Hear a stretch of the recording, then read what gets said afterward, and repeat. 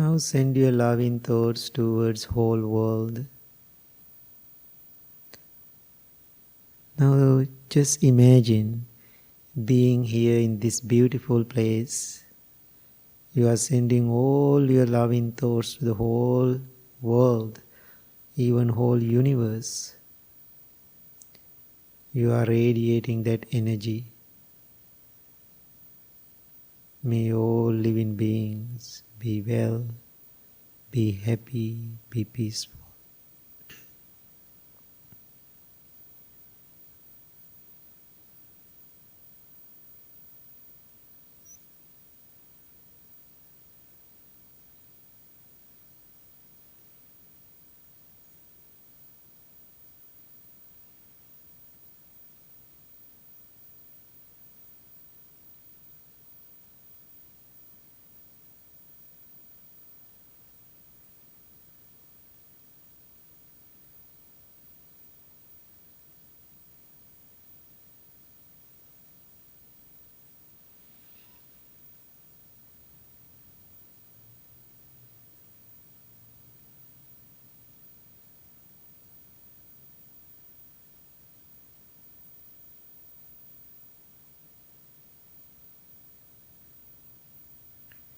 Now slowly turn your attention to your breath. Every breath you take in, you take out is taken mindfully. Focus on your natural, ordinary breath.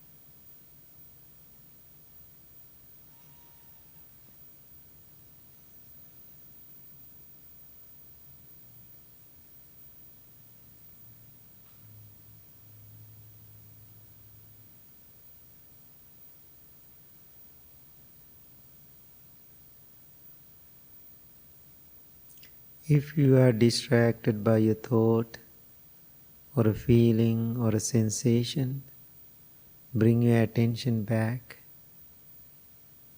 to the breath.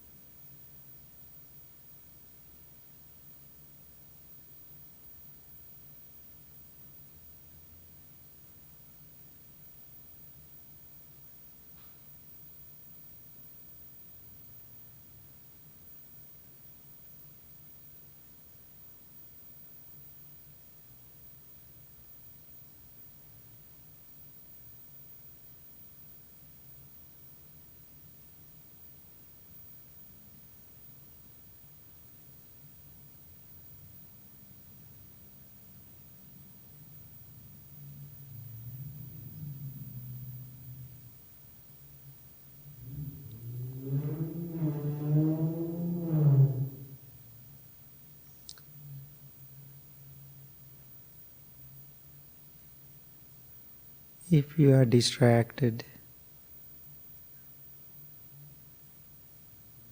bring your attention back. All the outside distractions is part of our lives. If you accept them the way it is, then those distractions become beneficial to you. It is not hurting your practice.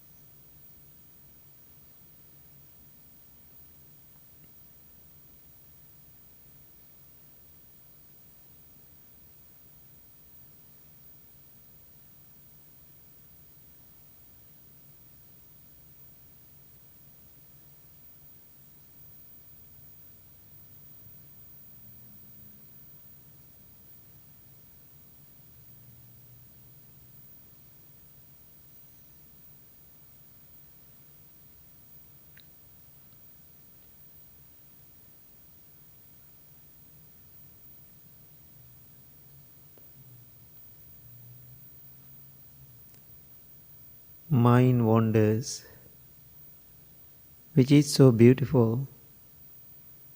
It means you are alive. Your life is keep moving.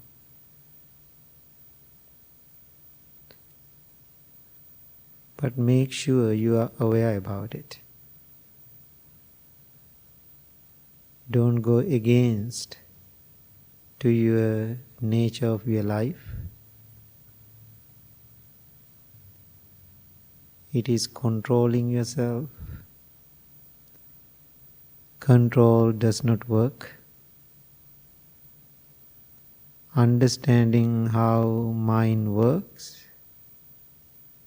that is the meditation is all about.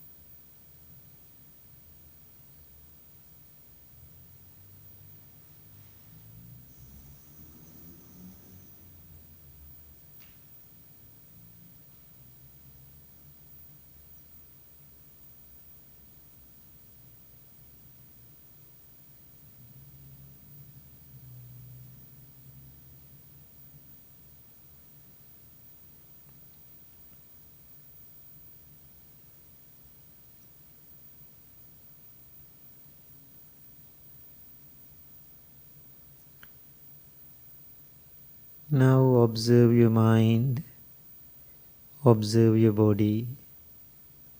Your body is relaxed. Your mind is calm, tranquil, and peaceful.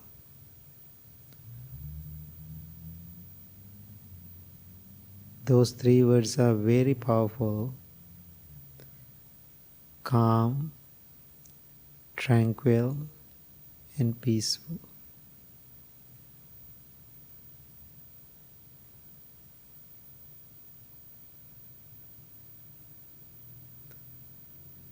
Make that strong determination to practice.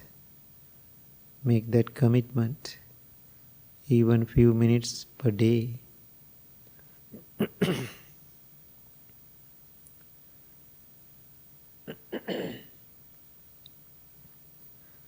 Now I am going to do a short chant, give blessings to all of you. Now you can bring your palms together close to your heart.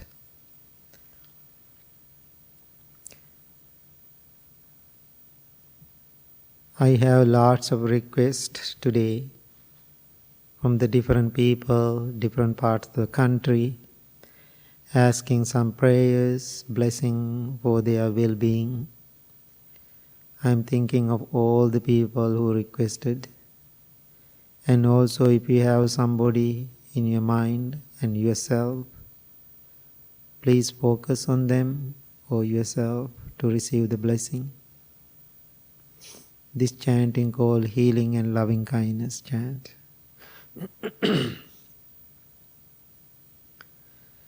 Bahun sahasmabhinim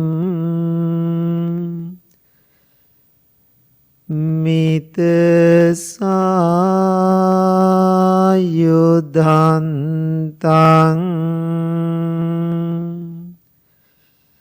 girimikelang udita ghora sasena marang dhanadi dhamma vidhina jitva munindo tante jasa bhavatu te jaya mangalani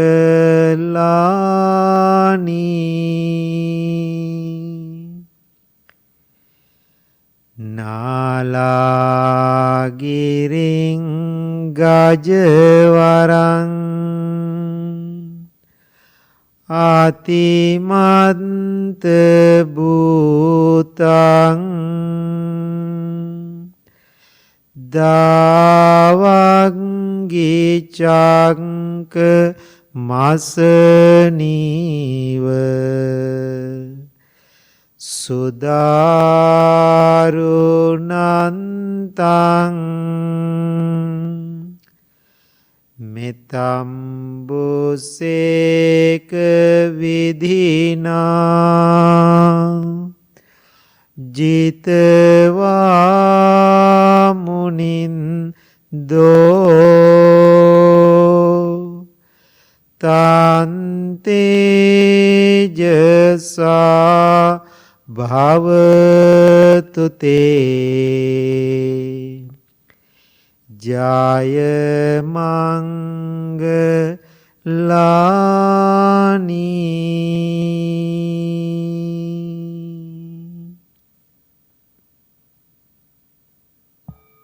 May you be well.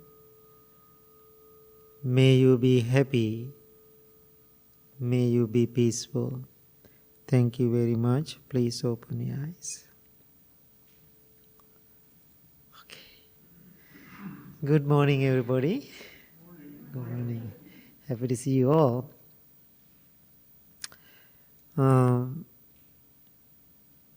My grandmother, my mother's mother,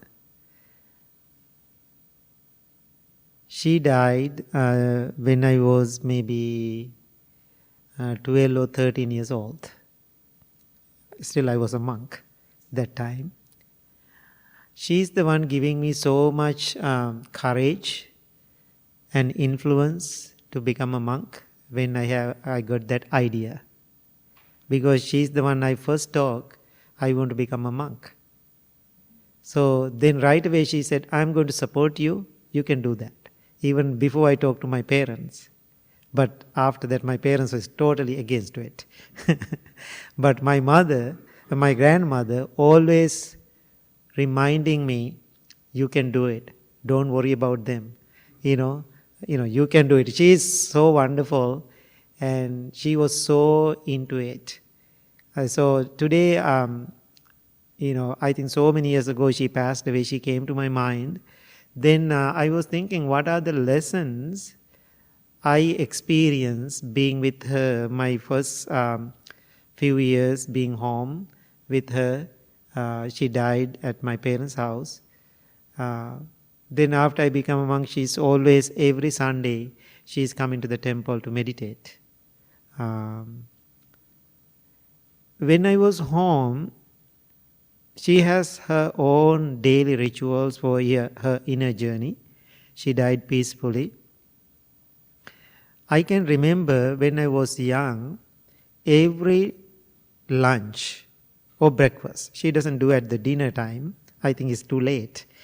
Every breakfast and lunch time, before she eats, we use fingers to eat our countries, right?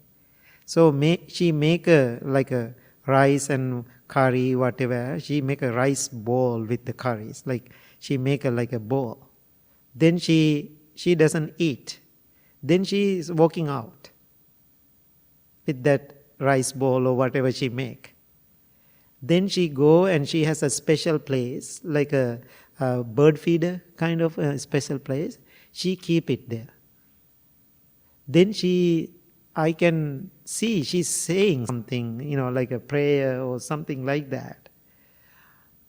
Every day she's doing that. As a kid, I was so impressed what she was doing. I was always asking, what are you doing there? One day she explained to me. So then she said, I am practicing loving kindness. I don't know the Buddha's teaching that time. I am practicing loving kindness. I don't know. Then still I remember, it's really deeply hit my head that time. She said, Buddha said, remember, even I learn about all the. Then Buddha said, even you are practicing moment. What is called this in English? Huh? A snap. Even a snap in a moment like this, moment of practicing loving kindness, you receive 100 years of benefit. That's what she said. But that time I didn't get it. And so, it is so amazing to me. Now think about the intention. Intention. Then I asked Grandma, do you think bird will eat your food? Those are the questions kid has, right? Then she said, doesn't matter whether birds or animal eat or not, I did my job. If they don't eat it, that's fine too. This makes sense, right? So now think about her intention about loving kindness. Moment. Then now, as an experienced person in the order, being a monk after learning all the teaching of the Buddha, I can see whatever she told me that day is true. That's what Buddha said. Then another time, and also another ritual she is always doing. It's so interesting when I'm thinking about those things. Now after she eats, we have a dishwasher here, our lives are very different here, right? They don't have those kind of things. After she eats, she has a plate, I have a plate to eat. Everybody, our countries that time, I'm talking about like 45 years ago, always person in each family, they have a mug, they have a plate. It's just separated for that person. So after I eat it, I have to wash my cup and, the plate. So then after she eats, she has to go and wash it. Then she put some water, then she do like this. Then she go outside again. Then she do another ritual. Then I ask, Grandma, what are you doing? Why you cannot wash it in the kitchen? No, there are little food on my plate. Actually, I can see there's nothing. But little food there still. So she wash it like this, then she's pouring to the ground. And she's making a wish. What is her wish? Even a little bit of food, even a little creature find it and taking care of himself.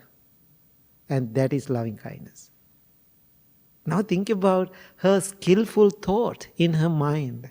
So therefore, what I am asking you,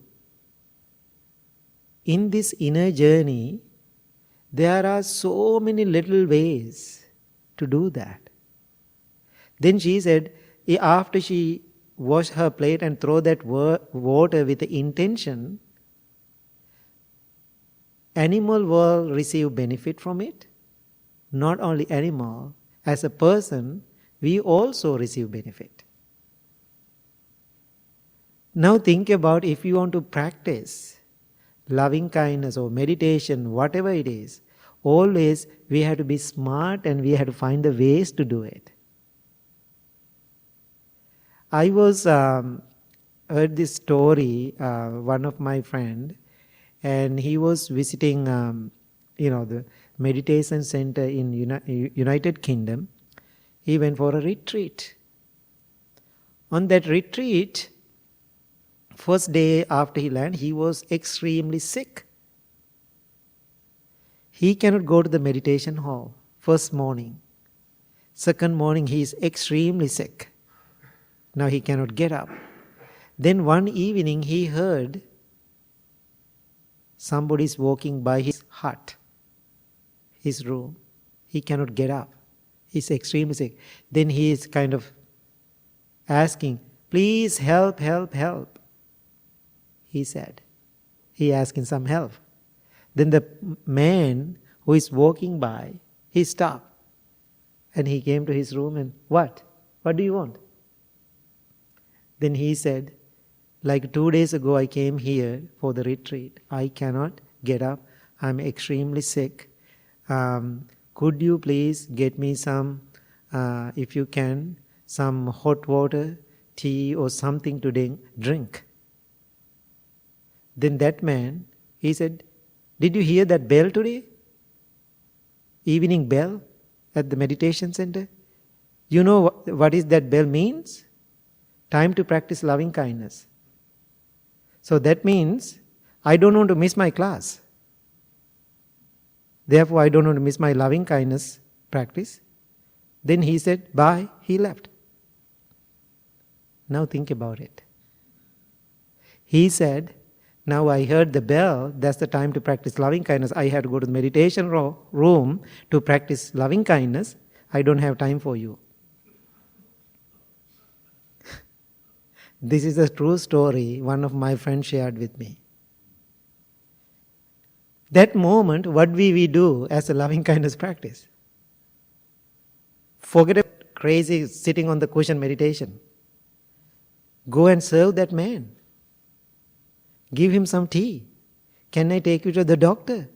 That means he got the opportunity to practice and test his practice. But he lost the opportunity. Then I was thinking, that's another side of the story, right? And now think about my grandma's story and this story. She's always looking for the opportunity to do in a practical daily life. How wonderful. Like a few months ago, I very rarely I have free time. My brother Manka Rahula, you all know, so he said, when I'm home, let's go somewhere to dinner because you never stay home. So let's go. I said, where do you go? I want to take you to Ethiopian food. I love it. It's far away. We were driving almost 1 hour. So now we both are eating. I saw a man, he's eating by himself. The corner of the other table in front of him, he can see, just smile. He's a black man. He's really smiling to me. Then I smile at me, I wave, and we all are in a robe. Then after we eat, I said, please bring my bill. So then the cashier said, don't worry, somebody paid for you. The smiling there, I saw he's talking to those women. But I don't know what he was doing. He just paid for both of us. He left. Even I didn't have time to say thank you. I don't know who is that person. Now think about what kind of mind he has. No expectation, no rewards, no thank you, nothing. Purely deep heart and love and compassion, he just did it. It's happened to me so many times. One day, I was in Crystal Lake. I'm coming here, and so I thought I'm going to get some coffee. I went to the Starbucks. Not drive-through. I went to the inside. Happened to me all the time. Then the cashier kind of looking at me, and I said, this is what I want. He made the order. When I'm trying to pay it, then he said, I paid for you. Young man, I'm really sure why he's working at the Starbucks. It's not lots of money for this young man. He said, I paid for you. I know you are the monk from the Blue Lotus Temple. Now, that means I realize people always finding the way, if you are smart, to meditate. So I think that is meditation. Does it make sense? That is meditation. Now think about you are waiting in the bank or waiting in the grocery store. Somebody is in such a hurry. Then you are giving your place to that person. Please go. I am not in such a hurry. That means you are meditating at the jewel and the grocery store. How beautiful that. So therefore, I am asking you, what you do here, which is wonderful, but this is not real. This is so fake.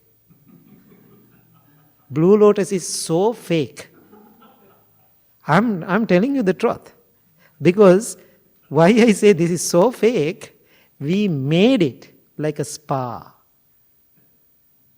Why? Keep it so nice, clean, organized, lighting, colors. Why? When you walk in, when you go to the spa music, we are playing chanting. Exactly, this is a Blue Lotus spa. Right? You come here to get the spa service. But do you think this is real? No. This is the way I am living home? No. This is the way you are sitting home? No. So why you come here? Get some information, learn, then go and practice. But many people, they know, only thing they can do, only sit in the meditation cushion and practice. That is not successful. So I think most of my inner journey happened in the process of life. How beautiful that? What I'm asking you today, mindful practitioner, loving kindness practitioner, always finding opportunity to serve while you are taking care of yourself. Long time ago, I was in Lima, Peru. One day, Michael was with me. He is the one always handling the money, my assistant now. And so all the young men and girls, we all went to the town, Lima. And they said they are doing some shopping. Because for me, what I'm going to buy? Nothing. Not much. Once in a while. So I said, okay, I'm going to sit under this, wall and, under this tree. And so you guys go and, do whatever. I just sit here. Then they went inside and, they are looking for things. Then cross the road under umbrella. He's a shoemaker. He's making shoes, repairing shoes. You have seen those things, right? Repairing shoes. I can see he doesn't work. He just look around and, maybe he's looking for jobs, work. But he's really anxious. I can see, I feel from across the road. I feel it. Then I keep looking at him. I feel something in my heart. Then I felt, I want to give him some money. Now I keep thinking, I want to give him some money. I had never had the conversation, no words, nothing. I feel something inside me. He needs help. Then Michael and the group came. Then they are carrying bags and shopping and loud and excited, right? I can see somebody other side of the road. And all some kids are very wealthy kids. And they are carrying expensive things and coming out. Then I whispered into Michael, I said, Michael, I want to give that shoemaker some cash. Now I know American culture. He's very, typical American. Now it's not typical anymore because he's living in Sri Lanka 15 years. He's different now. That time he also young and he said, what? That's what he asked me. You know Michael, right? And he said, what? Why you are giving free money? Yeah, it's very American. Why you are giving free money? So I said, Michael, stop arguing and asking questions. Just give him some money. I'm giving my order to you. Then he asked, okay. But still he's not happy about it. Then he asked me, how much you want to give? I said $20 to $25. Then he's rolling his eyes. And then now other children ask me, what you guys are whispering to each other? Then I said, do you see that man cross the road and making shoes? He needs some help. Then children asked me, how do you know? I said, I don't know, I feel it. Then they said, how wonderful, let's do together. Then one boy took his hat and everybody put something into this hat. Let's fulfill Bhante's wish. Then can you believe we collected $60? Okay. Now I said, let's go cross the road. We all crossed the road. He was thinking maybe we are coming for the repair his shoe, our shoes or something. Then I asked, because I cannot speak Spanish, and somebody speak and asked about his life. Then somebody asked, oh, how are you doing? He said, last few days I couldn't make any money. I have 3 children. They are going to school. I'm concerned about how to make their food. I'm worrying. So then we said, we are going to donate. He was thinking maybe we are going to give him $5 or something. We gave him $60. I can see the moment he see that money, all the tear goes down. Now think about it. We have to be very sensitive to the world, other people, without hurting ourselves. That is the compassion. Does it make sense? Compassion is you feel other people issues, problems and difficulties. You feel it in your heart. Then do action. After that action you feel better. Why you feel better? You can see other person feel better too. But when you are compassionate, practicing loving kindness, compassionate, don't hurt yourself after you do that. So if you are thinking, oh, I'm going to give that $60, he has to say thank you so much, he has to bow to me, and so he has to send me a thanking card. After I go home, he has to call me and make sure, all those things you have, all those expectations. I know people have those expectations. So he said thank you, he's so grateful. When I see his tears, that's enough for me. He got it. What else I want? I just did it and I walk away. Then that evening, then I have evening talk. Now all the children keep talking. Now we had I was in the cruise line and teaching that time. And so at the dinner, now everybody keep talking about it. Then one lady, she's another yoga teacher in the ship. She came to me, Bhante, I have a question. Why you are giving free money? That's not healthy. That people become lazy because of that. I said, having my $60, how come he's going to be lazy? What he can do to be lazy, having a $60? I said, don't make a big story. Just let it go. So whatever I can let go, some people hold it. So my advice for you today, my wisdom, find an opportunity to do something good out of your cushion. Not sit on the cushion, you don't get that opportunity. Always you get that opportunity in the world, in life.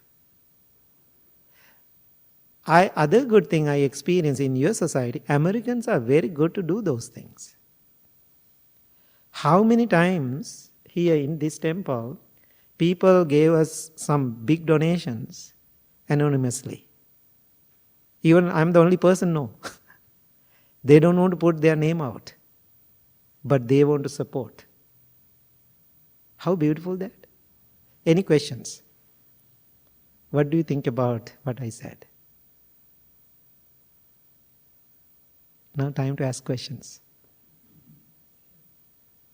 I have a comment, Bhante. Yeah.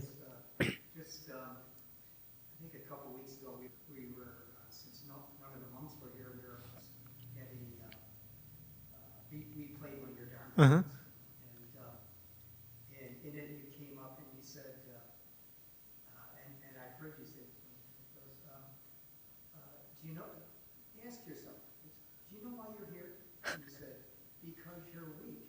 Right. And it was funny because earlier on, I think in my practice, I would be like, weak, and that was like kind of an insult. Uh-huh. But now, I really see, that really truly is. I mean, Yeah. the more we depend on just this. Yeah. Actually, I feel I'm weak. Why I become a monk? I'm weak. Now I'm getting better. I'm always asking people, don't misunderstand my words because this is not my first language. If you are really content, don't come to Blue Lotus. Just have fun in the world. If you have issues, this is the place to come. Then sit down and talk and figure it out. Because this is why we call this is our sanctuary. We call this is our sanctuary, right? In the churches, that's the word why we call it sanctuary. This is the place we can find our inner peace. So I know why I say those words, Bill, all the time. I know I'm weak. So therefore I'm accepting that, I'm working on it. Now think about you and me, how many years now, 21, 22 years we know each other. Day I started and you were there. Now think about still, we both are in this journey. It's still weak. But it doesn't mean we are underestimating our practice. But if you think you are perfect, then you feel I'm done. Then you are not doing after that. So always I'm thinking, I'm the student, I have things to learn. I'm open to learn from other people too. So any other thoughts? Yes. When you were talking about expectations, so there's been times that I've given love and kindness just to do it, and then I have noticed that I think it's automatic, subconscious, to get a thank you or get a good response. Mm-hmm. There's been times that when I haven't gotten that, and then I've realized my ego mind will get disappointed, Mm. angry or frustrated. Mm-hmm. Which is normal, it's validated to feel that way, but I know what you're saying is we should just give love and kindness because we want to with no expectation. Mm-hmm. Mm-hmm. But obviously that's Yeah, very hard one. so we're Okay, I will give you some good wisdom for that. So this is what very rarely I give things to people. Why is that? Because I'm giving the best thing I can give to people, the teaching and life experiences, right? Because I know giving gifts, I cannot make everybody 100% happy. So now think about, for example, I'm giving you a gift, right? So then I say, hey, Destiny, I'm giving you this gift. thank you so much for giving me opportunity to give something to you. Except, I am after I give something, or she has to say thank you to me, I already say thank you to you. Therefore, I always get the benefit from it. I'm thinking, thank you so much being a good receiver. How beautiful to say that way, instead of we are waiting for something. But after I give you something, your job, your practice, your meditation is to say thank you to me. That's your job. If you don't do your job, you have to address it differently. This makes sense, right? But if I have that expectation to receive it, I have to address it. So now what I'm doing, I'm always say thank you to the person who is receiving it before I receive the thank you from that person. Then I feel I complete my job. Yeah. It's very interesting. Somebody, yeah. Yeah, practice, they have a saying that the mind is the friend of desire. Yeah. And my mind is pretty much self-centered. But so I asked my mind, let me be more generous. And the next day I was at the Dollar Tree and I was standing in line and there was this woman standing behind me. She had 3 helium balloons. And I don't know. And I paid for them. And I asked her what she was celebrating. And she says, 3 years ago, my daughter died of an overdose of drugs. And I've been working in the drug for a long, long time. Mm-hmm. She said, could you sign one of those and we'll send it up to heaven together? Oh. And for me, I think I have to ask to be generous. It doesn't come natural to me. Right, yeah. Right. When I ask for it, my mind manifests. How did my mind send her there behind me on the day that her daughter died? Yeah. How did that happen? Yeah. It happened because I asked for it. Yeah. Which is beautiful. I didn't try to think of it. I just asked for it. Yeah. Let me be more generous. Either way is fine, is working. Right? Whatever works for you, just work for you. It's beautiful. It's really beautiful. I think, that generous heart, do something verbally, physically, emotionally to somebody is the most powerful thing. Sharing and caring, and it's a really good thing. So once Buddha said, if you know the power of the generosity, generous heart, you never use things in your life without sharing. How powerful it is. Always you can share.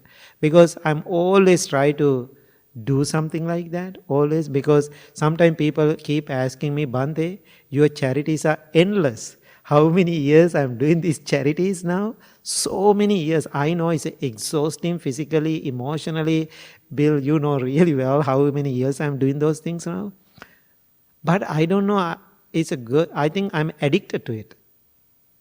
So I'm always looking for opportunity to do something to help the world. And other thing, I experience in my life, always my brother monks are commenting about this, because you keep doing it to the world, you keep giving the so many opportunities to do more. It is so wonderful. Middle of nowhere, somebody come, Bhante, please do this project, I will pay for you. I don't have time to do it. That's how I get people involved, because I have my open heart for that. Then other people come to my open heart and be with me and do together. Then they become a part of it because of my open heart. So when you open your heart, other people will come to you and join and do with you. How beautiful that? So you have to bloom first. Then bees will come to help and get the nectar. That's the most powerful thing for me. Yeah.